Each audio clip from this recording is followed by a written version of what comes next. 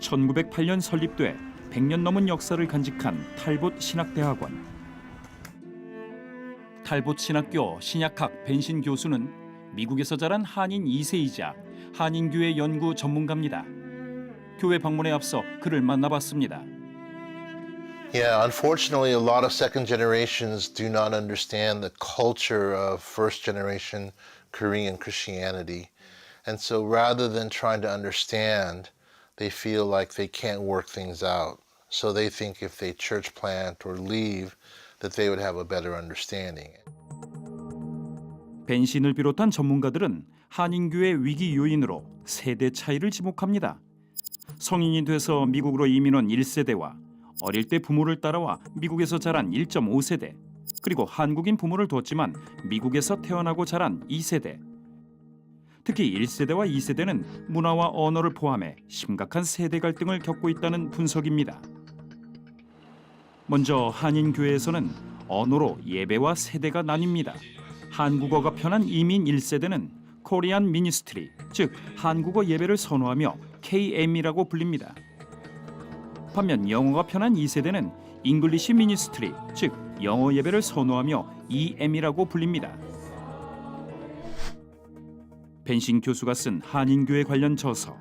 이 저서에 따르면 대부분 한인교회는 공간부터 운영까지 1세대 KM 위주로 운영됩니다. 먼저 공간 대여 형태. 1세대가 운영하는 교회 일부 공간을 2세대가 사용합니다.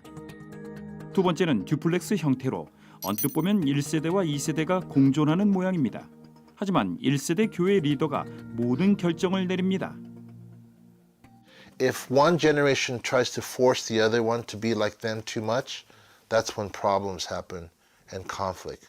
And so especially younger people, if they're forced to do certain things that they don't want to do, they're going to say, oh, I'm done. And then that's why they leave.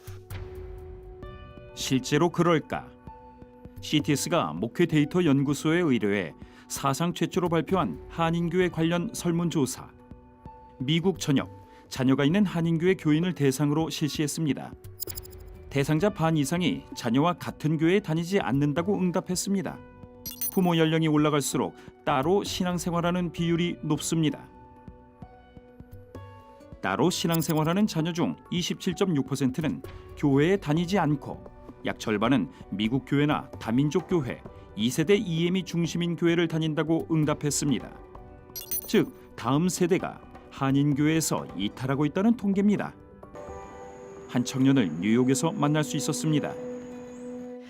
청년들이 영어권 청년들이 엄마 아빠 말을 들어야 되는 그런 느낌으로 가는 거예요. 그러니까 자식처럼 챙겨주시는데 뭔가 영어권 아이들은 또 우리가 따라가야 되는 것 같은 느낌이 드니까 본인들의 어떤 존중받지 못한다고 생각할 때도 많고요. 본인의 의견이 교회에 전혀 들어가지 않는다고 생각하는 경우도 되게 많아요. 청년이 돼도 1세대에 종속된 2세대. 결국 다음 세대는 한인교회가 아닌 다른 선택지를 찾습니다. 이제 젊은 사람들은 조금 더 한인 교회가 아닌 미국 교회를 간다던가 이제 그런 조금 본인이 익스프레션 할 수 있는 곳을 갈 수 있는 선택지가 막 주어지다 보면 결국에는 한인 교회 안에가 아닌 교회 안이 아닌 본인의 어떤 공동체를 다시 찾아가는 상황이 조금 오게 되는 것 같아요. 한 컨퍼런스 현장에서 다음 세대를 더 만나봤습니다. Authority and leadership. Communication. Oh, culture. Culture. Communication. Culture. I would say culture. So, I mean, yeah, definitely over my years of serving, there's been a lot of students who've left the Korean immigrant church, and mostly it comes down to this idea of them not feeling like they're heard or they're valued. I do have a few friends that, like me, grew up in the Korean immigrant church and unlike me, have decided to go to a church that is more multi-ethnic or perhaps even white-dominant church. 세대 갈등이 결국 한인교회 다음 세대 이탈까지 이어진다는 청년들. 다음 세대를 이끄는 사역자들 생각은 어떨까? 한인 교회만의 세대 갈등이 있다고 생각하시나요? 생각하시는 분? 예. 그럼 그 세대 갈등 때문에 교회를 떠나는 분들도 많이 있다고 생각하시나요? 예. 예. 네. 문화 차이라고 하시면 어떤 부분인가요? He was born and raised here. And so the American educational system, they value raising questions and speaking up. And he genuinely had a question, right? He wanted to know more about something that was going on in the church. And so he asked the question. But then it kind of, it was received as a little bit maybe disrespectful or rebellious even, or rocking the boat unnecessarily almost. 한인 교회만의 예배 문화 이야기도 이어집니다. I don't know if I can come. But that's received as, what do you mean you can't come? Like, I slept at church, like Korean speaking pastors and church leaders feel like, oh, you English speakers, you guys are spiritually weak because you can't get up and not sleep and do it like us, And maybe that's fair.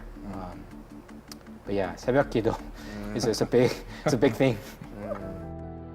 한 사역자는 예배 외 업무와 관련한 어려움도 고백합니다.